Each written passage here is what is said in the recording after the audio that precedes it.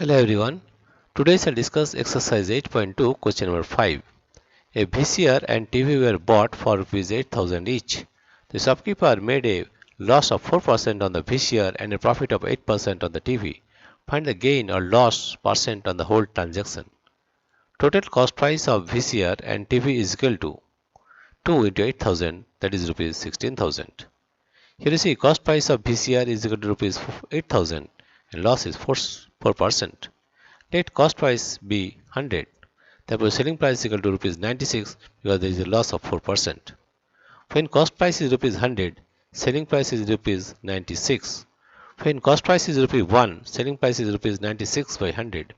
When cost price is rupees 8,000, selling price is rupees 96 by 100 into 8,000, and that is comes to rupees 7,680. Again, cost price of TV is rupees 8,000 and profit is equal to 8%. Let cost price be 100. Therefore, selling price is equal to rupees 108 because there is a profit of 8%. When the cost price is rupees 100, selling price is rupees 108. When cost price is rupees 1, selling price is rupees 108 by 100. When cost price is rupees 8,000, then selling price is equal to 108 by 100 into 8,000. That comes to 8,640. Right? Therefore, total selling price is the sum of this one 7680 plus 8640, that comes to 16,320. Here you see the total cost price is rupees 16,000. Therefore, profit is equal to selling price minus cost price.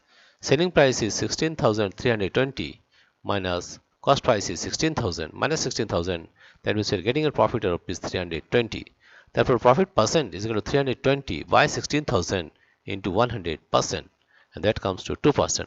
Therefore, find the gain or loss percent on the whole transaction. Therefore, there is a gain of 2% on the whole transaction. Dear friends, if you like this video, please subscribe, like and share. Thank you everybody for watching this video.